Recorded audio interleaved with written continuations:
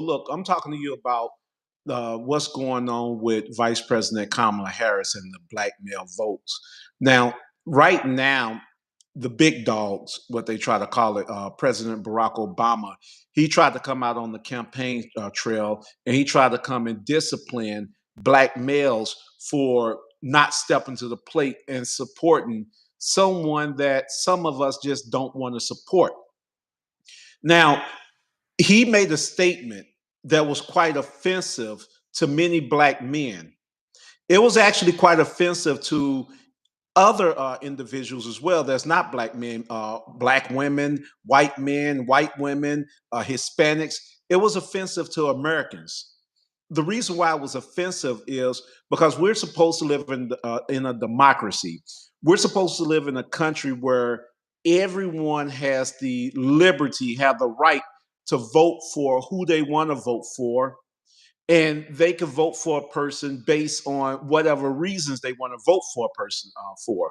Now, former President Obama, he made it clear that we should be voting for Kamala Harris not because of any policies that she presented, not because of anything that she would do for our special interest, because each voter's block is considered as a special interest. You have the white male vote, that's what they call it. You have the white woman vote, that's what they call it. You have the black woman vote. You have the Hispanic male and woman vote. You have the black male vote. Those are voting blocks. This is who the politicians, they gear their campaign toward, these particular voters blocks. So when they go out on the campaign trail, they don't just go out and send a universal message as they should. I'm talking about the average politician.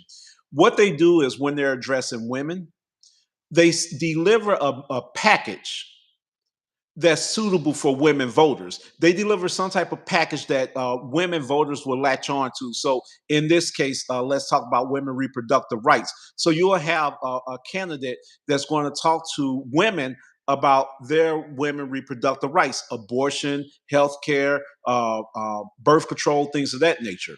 Now, then they'll go to the Hispanics and they will talk to the Hispanics about things that are concerning to the Hispanic demographics. But what about when it comes to the black men?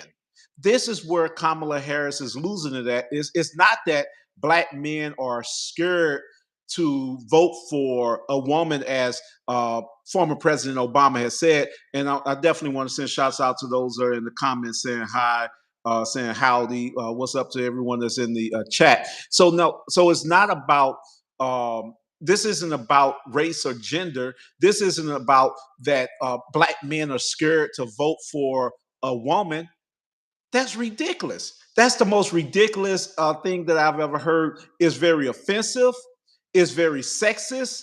And it's even to the point where it's racist because he's saying that we won't vote for Kamala Harris because she's a black woman. There's no evidence to support the claims that Obama is making. There's no evidence to support those claims. So he really needs to come out and recant those statements. Kamala Harris campaign should do damage control and they should come out and apologize to black men, and they should do it immediately. They should apologize to black men immediately and say that this is not their stance. Say that they're not taking this sexist position that we have to vote for Kamala just because she's a woman. That's ridiculous. Now, what if we took that position? What if we took the same position of identity politics and we say that all black people are required to vote for Kamala Harris? Okay. Let's say that we say all black people need to vote for Kamala Harris. What if you took that same position and say all white people need to vote for Donald Trump?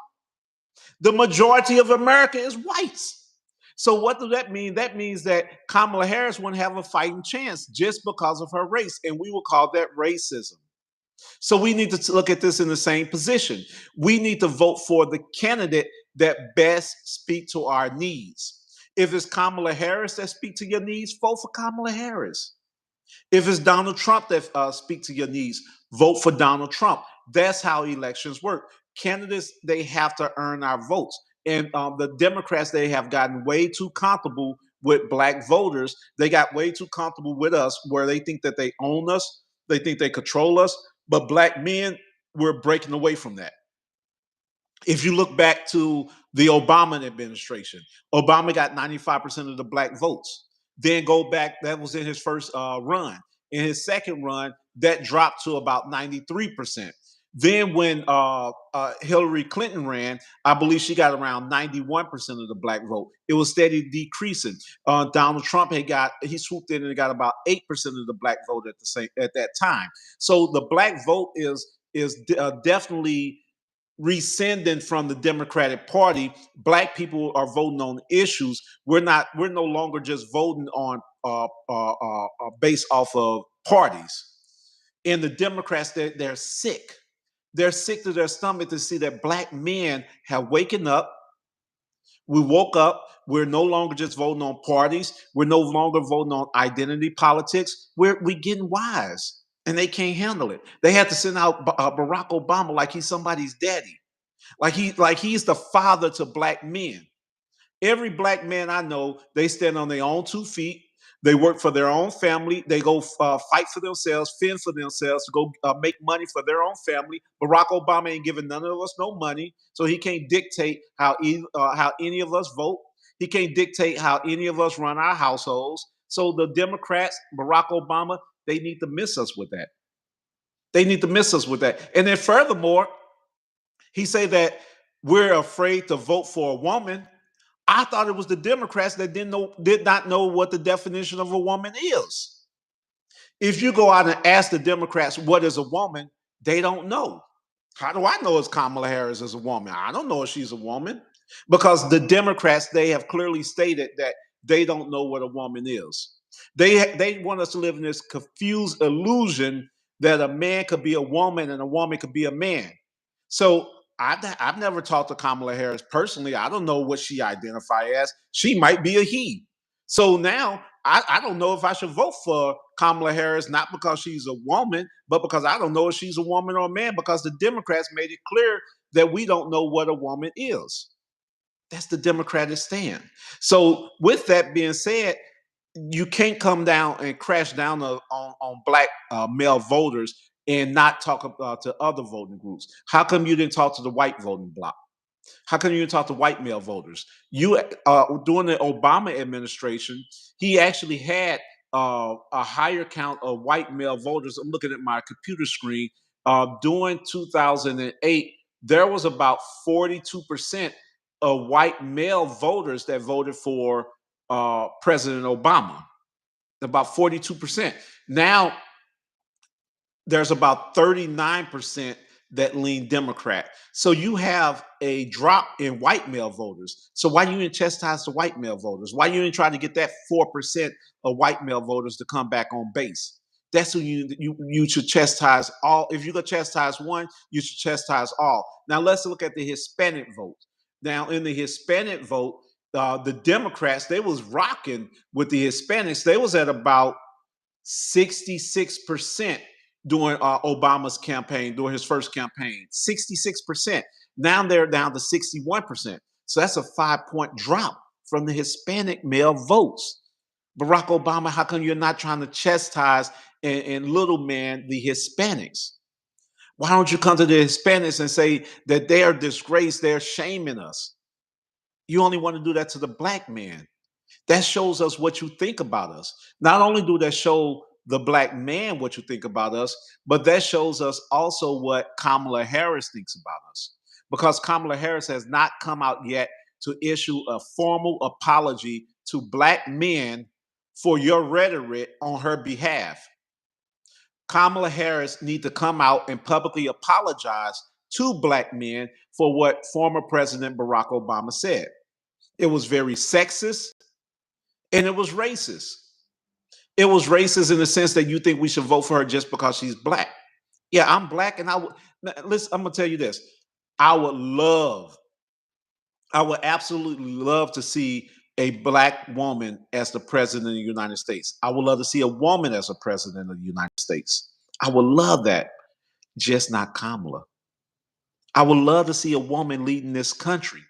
It's just I want to see one that has policies that's going to work for the whole country, not just work for particular groups. The only policies, Tim Walz, this is out of her vice president pick mouth.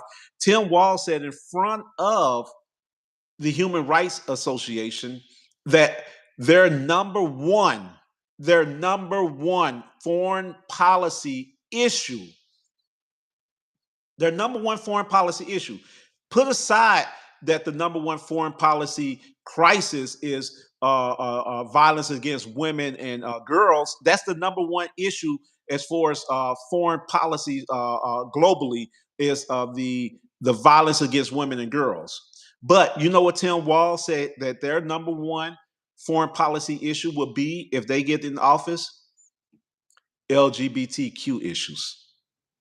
He said that that's going to be their number one foreign policy issue is LGBTQ rights.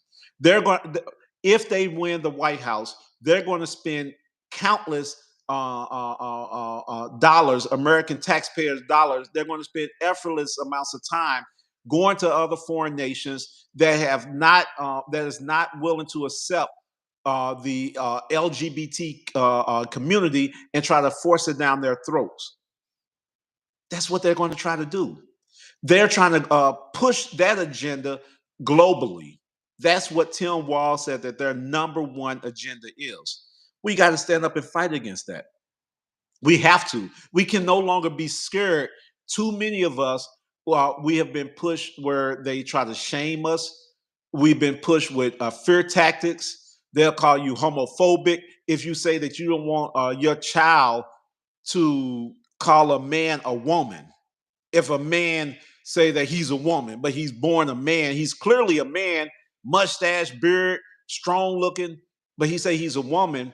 Now, if you teach your child to be honest and call that man a man, they say that you're transphobic, you're homophobic.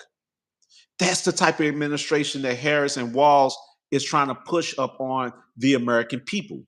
And we got to stand strong against that. We got to stand strong against that agenda that Barack Obama is trying to push. He's trying to fearmonger us. He's trying to he's trying to pit the black man.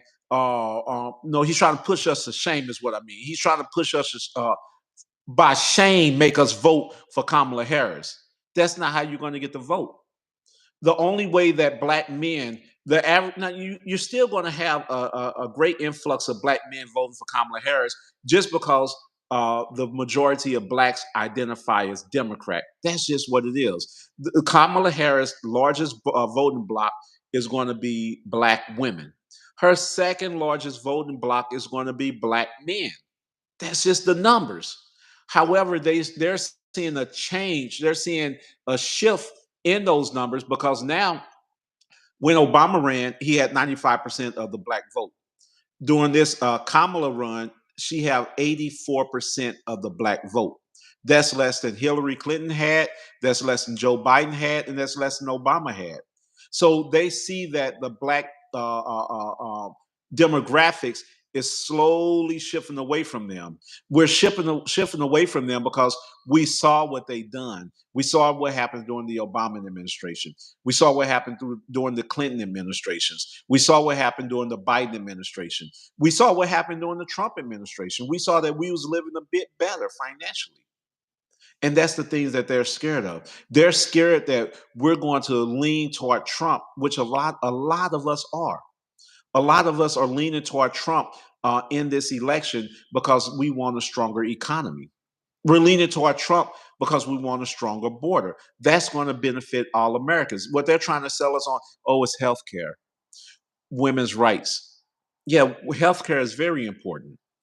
All of us need health care, but we shouldn't be forced to take health care like it was written under the Obama Affordable Care Act when it's under Obamacare. Under Obama, if you did not take health care, you was going to face a penalty on your taxes. That's not the American way.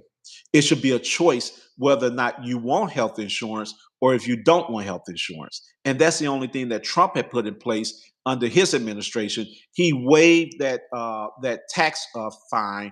If you and your family choose you don't want to have health insurance, maybe right now you're not in a financial situation where you can afford health insurance, then you won't be penalized for not having health insurance. That was the only thing that he did to Obamacare. That's the change that he made, and I think that that was a fair change. I don't think that anyone should be penalized if they do not choose to get health insurance. It should not be a penalty because people live in a lot of people live in check to check as it is. So now when you add health insurance on it, then now taking that out of your check, that becomes even more of a burden on the average family. So I don't think what he did was wrong. I don't think what he did was unfair. What I do think is that we need to really consider all of the issues that's in front of us. We need to consider the policies that both candidates are making. How does this affect my life? How does this affect my life? Are the policies that Kamala Harris are pushing toward us, are those policies going to help us economically? Are they going to help us socially, in our daily living? Are they going to help us in our homes? And if they're not, then it's only fair for us to look at the other candidate. And you weigh that candidate out the same. Are the policies that Trump offering, are they going to help us out economically? Are they going to help us out as far as our social well-being? Or they're going to help out our family? Those are the questions that you ask. And when you weigh them both side to side, you make the decision that's best for your family. Every person has to choose what's best for them and for their family. And nobody should be shamed into voting one way or the other. It's an American right to vote however we want to vote.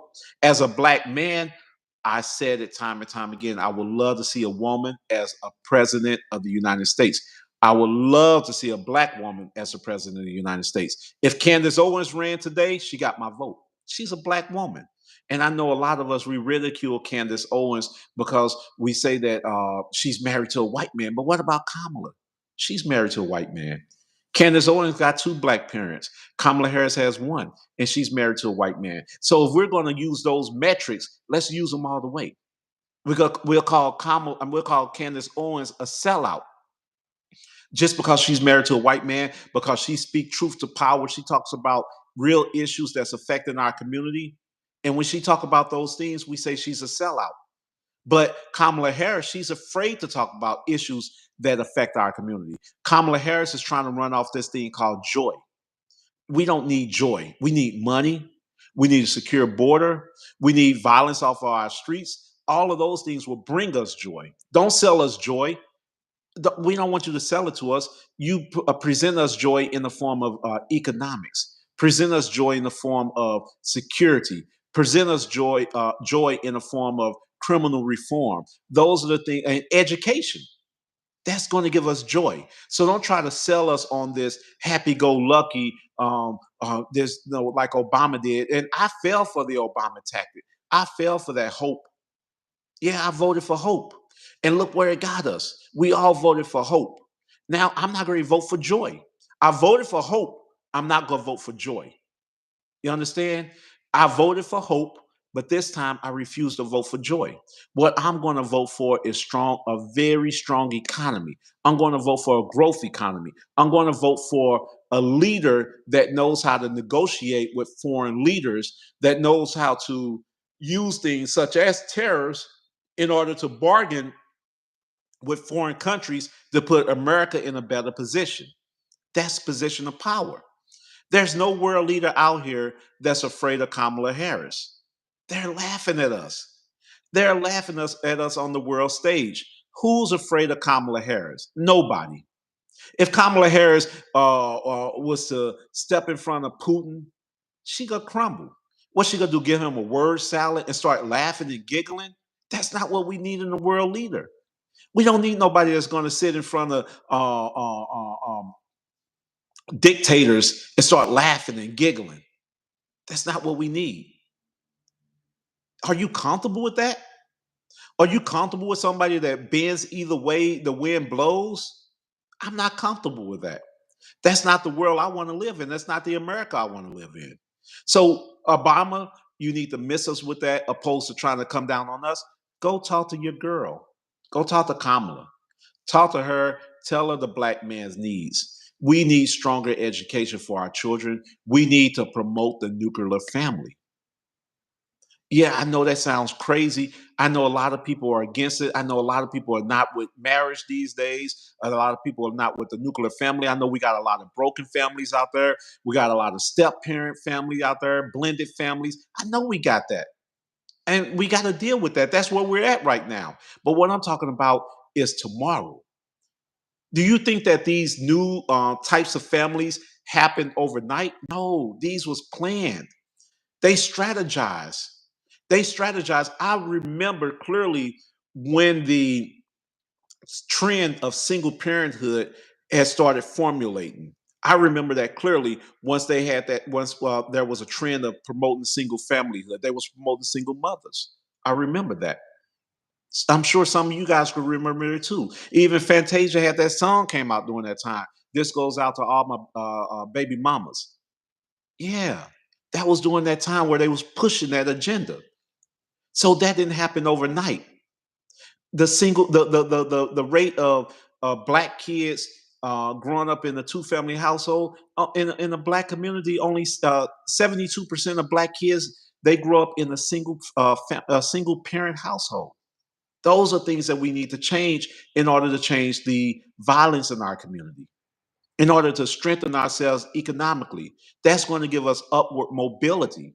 Kamala Harris is not going to give us that. Even Donald Trump can't give us that. But what he can do, he could put us in a position where he promotes the nuclear family, where we could be stronger as a family, and that's what we need. We need a stronger family unit. Imagine if every household in America consisted of, and understand, just because I know people gonna say they're gonna say, well, it's not good for a kid to grow up in a household with two parents if the parents are not getting along or if the household is toxic. I'm not talking about toxic. You understand what I'm talking about? I'm getting tongue tied. I'm not talking about growing up in a toxic home. What I'm talking about, in a perfect world, if there was the biological mother and the biological father, if both of them was reasonable and both of them was sensible and they both was loving and caring, that's what I'm speaking about. It's possible. I have My wife and I were raising our two young boys in the house together. We see their growth and development. We see when we look at them and we look at kids that don't have their biological parents in the same household. We see the difference. We see the difference. That's anecdotal, cool. But when I look at the statistics, I'm looking at what it says. When it says that a child that grows up in the house with their mother and their father, their biological mother and father, they have a greater chance of not becoming a juvenile delinquent. They have a greater chance of not becoming violent. They have a greater chance of not becoming a teen mom. They have a great chance of not becoming promiscuous when they're young. That's what I'm talking about. And guess what? You say you can't politic that. You can't legislate that. They legislated this non-traditional family. The LGBTQ stuff that came through legislation. That came strictly through legislation, and it was push crammed down our throat. Back in the days, it was. I remember growing up. Yeah, you saw a person that was homosexual, but let's say at the high school, at my high school, you might have saw one person that was homosexual, maybe two. But now you go to a high school, you lucky to see one or two straight people.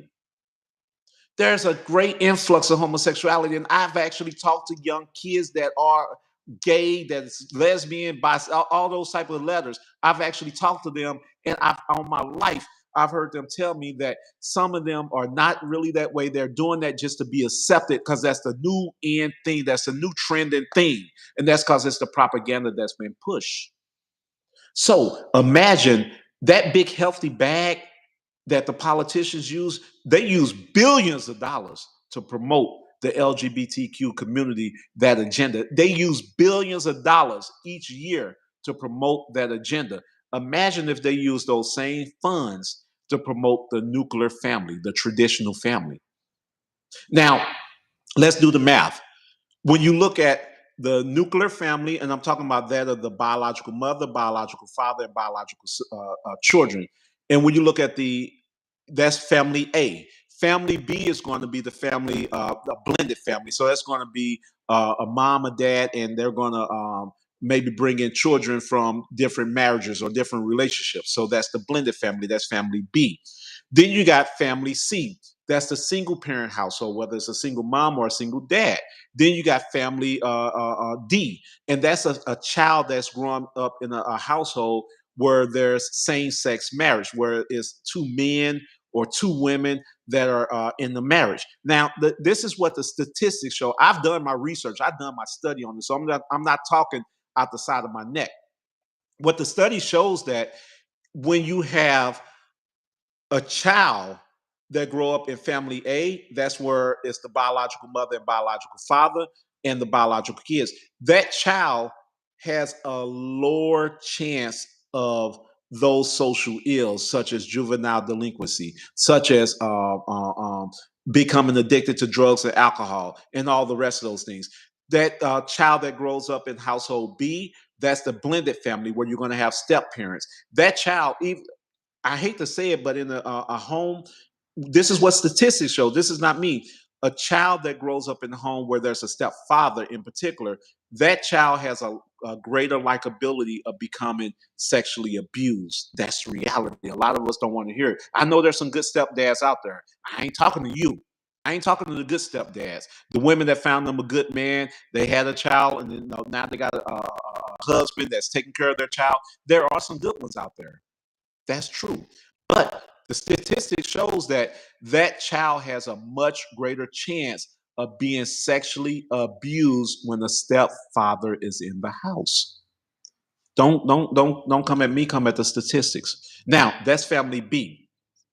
In that family, that child, those children still have a higher probability of falling victim of some of those social ills. Now, family C. Family C, that's a single parent household, most particularly a single mother household. Now, the numbers are outrageous when it comes to children growing up in single family households. That's the reality. That's the reality. Those children, the children that grow up in, not every child that grows up with a single mom or in a single father household is going to go to prison. Not every child that grows up in a single parent household is going to drop out of school. Not every child that grows up in a single parent household is going to become a teen parent. Not everyone, but there's a higher chance that that child will do those things. That's according to statistics. That's studies. Now let's look at the last group. Group D. That's a child that's grown up in a household with same-sex parents, with parents that were there's two men. They call themselves two fathers or whatever. I don't know how that structure goes, and I don't want to know. There's two women, however they call themselves. I know the Brittany Griner say that she's calling herself a pop. She ain't no pop. She's a mom. She's a woman, and I'm gonna respect her as a woman. So in that type of household, that child has such a great probability of being a victim of those social ills, according to studies. So, what do we want for our children? What do we want for the future? We have to accept what's going on now because it's the reality. But I'm talking about tomorrow. I'm talking about what do we want for the long run? Do we want to continue to live this fantasy and continue to be blindsided and say and not face reality of what's really going on, not looking at the results that we're getting from these choices that we're making? Do we want to be blindsided? Do you want your child to go out into the community and then they're going to be around their peers and their peers going to be at a higher risk, and now that's going to affect your child as well? It could take down your child. Are we too afraid to step up? Now that's what Obama needs to be talking about. Obama need to be talking about these issues. He need to be talking about ways of strengthening the nuclear family. You see, he have his nuclear family intact. It's him, Michelle, and their children. That's what he should want for every American. That's what I want for every American. I know it's not the popular thing to say. I know I'm going to get a lot of backlash. I know it. I know love is love. I know all that because it's been pushed to us. That's been the propaganda. That's what's been promoted to us. But the reality is different. The reality shows up in the statistics. It shows up in the numbers. So I'm going to go with reality. I'm going to go with what's real. So that's one of the reasons why this black man is not voting for Kamala Harris, because I know where Kamala Harris stands. I know Kamala Harris does not stand in the interest of the nuclear family. She does not stand in the interest of the black man. She does not stand in the interest of America. And when let me be clear on that. If you stood in the interest of America, you will make sure first and foremost that one of the most important things at your house, in your community, at your place of business, one of the first things, the most important things is security. That's one of the most important things. When we go home every day, or when we go to work, no matter what we do, we work real hard so we can make sure we have a secure environment at home. We go home every day. We want to have a very secure home. Imagine if we had a situation where anybody could just break into our house day in and day out, and they could say, "Well, now that I'm inside your house, you might as well not kick me out." That's what we have going on with Kamala. We have people coming across the border undocumented, illegally, and when they under Obama, I mean under Donald Trump, he had a law in place where it was the catch and release law, where when they catch them, they release them back to Mexico. But that's one of the laws that Biden rescinded when he got into office. So now, if someone comes into the country illegally, undocumented, once they do catch them, then they're released into the United States. They're released on parole. Yes, that's what's going on. They're released on parole, and they're given a court date. That court date 5 6 years ahead of us. So they take down information on that person and know where that person stand, their location, and then they come back to see them 6 years later. If that person is still there, if that person is still able to be found, that's under Kamala Harris' watch. So security is very important for every household, for every individual, all of us, every American. That's one of the most important things for us is security. The other thing is economy. We need money. We all need money. The prices of groceries are too high. Obama, talk to us about that. Talk to us about what Kamala's really going to do. She's talking about price gouging. Price gouging is not what's going on. This is called inflation. If you want to attack price gouging, go to the movie theaters where they're selling a pack of Skittles for $7.25, where they're selling a bottle of water for $10 for one bottle of water. That's price gouging. Go to the ball game, the ballpark, where they're selling a small bag of popcorn for $6. That's price gouging. What Kamala Harris is talking about is price controlling. And that's not going to work. That's not going to happen in America. Congress is not going to pass that. She's talking about making us into just a big welfare state, giving out $25,000 to 400,000 first generation home buyers. That's $10 billion.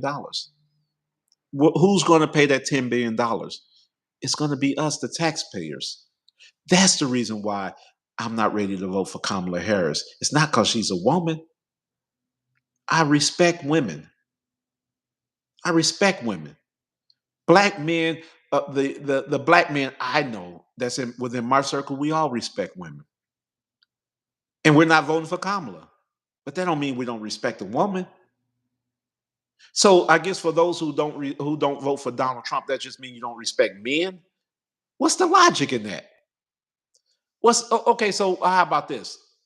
How about I show you how much I respect women? And down the when I go to vote, when I look at the down ballot, any woman that's on the down ballot that's on the Republican side, I'm going to vote for her. No matter how good the person is on the Democratic side, if they're a man, I'm not voting for them, and you shouldn't either. Because it's to show how much we respect women. We should vote for every woman on that ticket down the Republican side. If it's a man that's opposite on the Democrat side. And if there's a black person on the Republican side and opposite on the Democrat side, if it's a white person, I'm voting for the black person on the Republican side because that's the identity politics that you want me to play. So I'm going to play identity politics with you. And as far as Kamala Harris, because y'all don't know what a woman is, I'm not going to vote for Kamala Harris because you don't know what a woman is. So I don't know if she's a woman according to your standards. So don't tell me I'm scared to vote for a woman if you don't know what a woman is. So Barack Obama, first you tell me, you define publicly what a woman is. I want you to define publicly what a woman is. And then you tell me that I'm afraid to vote for a woman. Then you tell me to vote for Kamala Harris because she's a woman. But first, define for me publicly what a woman is. Because I need to know what a woman is so I can know that I'm voting for the right woman. I know that I'm not voting for a man because we don't know what a woman is. So don't tell me we're afraid to vote for a woman until you define what a woman is. That's when you could tell me that. If I'm telling you, the Democrats, they're very confused. They think that we're confused. They want us to be complacent, but it's time that we have to stand up. We have to stand up. We can't no longer play no the little games that they want us to play. We have to stand up, all men and all women. We got to stand up to the Democrats. Yo, that's my time. I appreciate everybody that joined me.